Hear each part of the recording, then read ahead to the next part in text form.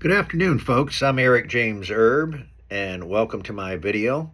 On today's video, I want to cover a topic we all go through in life. We've had it probably hundreds of times in our lives, and that's stress. How to cope with it, how to deal with it. In my videos, folks, I try to share practical tips, real life solutions, advice to help you personally and professionally, and just maybe tricks. Maybe there's something that I might say that you've never thought about that might help you deal with a situation or an issue you're having, whether it be, again, professionally at work or at home. So let's dive into it. Okay, stress. Stress is one thing that we all endure, we all have on a day-to-day basis. Just living your life, let's face it, as human beings on this planet, and as you live your life day to day and go about your business, go to work, come home, go to work, come home, see the family, deal with the kids, etc., we all have stress.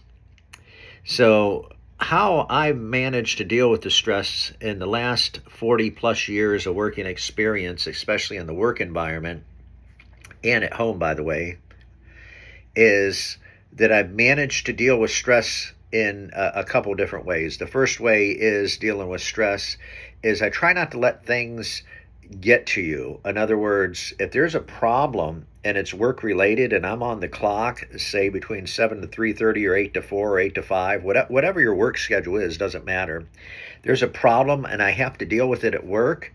I always try to make a list early in the morning when I get into the job. And if there's a problem or going to be a problem and I see a problem, I always try to make a list. And sometimes I'll get the smaller jobs done. And then if that problem, which is a stress and dealing with a stressful situation, I'll get the first two smaller jobs done, whatever A is and B is. Let's say I'm dealing with tenants because I work in commercial property management, and I'm dealing with a couple tenants. Tenant A and tenant B have small requests, so I'll take care of those. And then tenant C, they're wanting something. They're wanting something big. I'll go and I confront the situation head on. I'll talk to the person head on, and I'll say, I can do this, this, and this. And this is my capability. I can only do so much. Anything else in the chief engineer position, I might have to go to a regional manager. I might have to go to a senior property manager. I might have to go to somebody else. So that's how I deal with stress in the workplace. And I try not to let it get to you. Again, there's always talking, gossiping, different things going on in your head sometimes, and there's other people. I try not to let them cause me problems. Maybe my manager or regional manager might say, Eric, I need this by this date, bang. And so what I do, again, if somebody sets a deadline, I push everything else aside and I focus on that. Because I've learned, folks, in this day and age in society, especially here in the United States, that people don't know how much you care until you show how much you care. They just don't seem to, unless you put forth an effort, people just don't seem to care. And if somebody sees you're trying and they legitimately see you're trying to accomplish a goal or something like that, and to help relieve the stress, usually people, nine out of 10 times, will work with you. But again, I make a list of priorities, A, B, C, 1, 2, 3, and I just start taking off the easy ones usually, and then I'll come back to the stressful one. And then if that stressful one's going to be a long time, if it's going to take a while, a bigger project, then I go and I start knocking it out. But I like to, if that's the only thing on my plate, let's say, and again, it's job related and hanging over my head like this, I attack it and I knock it out.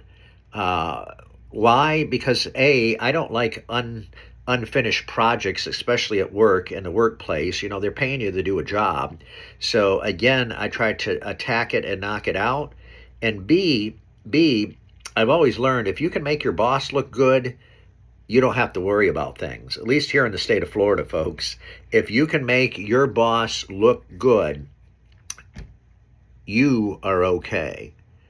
And so that's how I've learned how to deal with stress. I've learned to avoid gossip. I've learned to avoid talking behind people's back. I really try hard to stay away from that.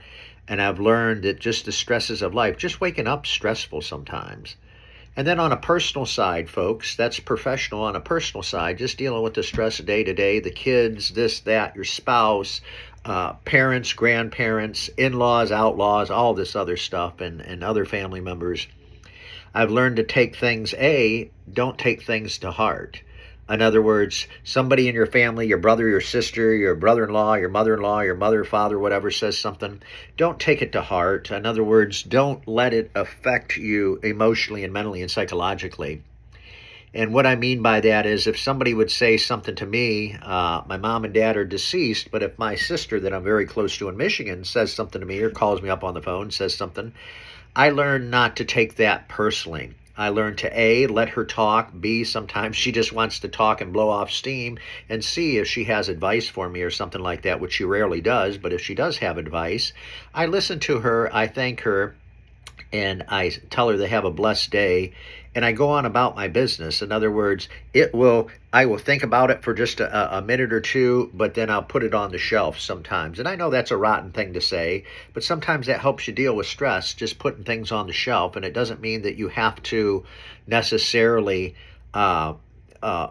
just put things away and you're ignoring the person. No, there's a priority, and there has to be a priority in your head. What comes first, what comes second, what comes third. Your spouse always comes first in the list of priorities, followed by the kids, and then anything else. Your in-laws, your outlaws, and family members, blah, blah, blah. Obviously, like your brother, your sister, that's a very high priority as well in your family. But again, you have to prioritize things, and that's the best way to deal with stress, folks.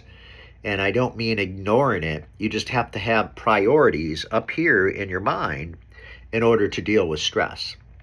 Again, your first priority, second priority, third priority. Your first priority should always be a higher source.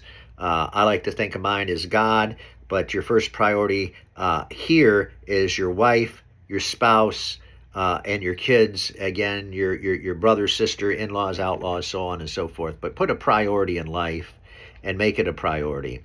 So that's it, folks. If you enjoyed the video, thanks again. I'm Eric James Erb, and that is stress, and hopefully one or two of the tips might help you in life.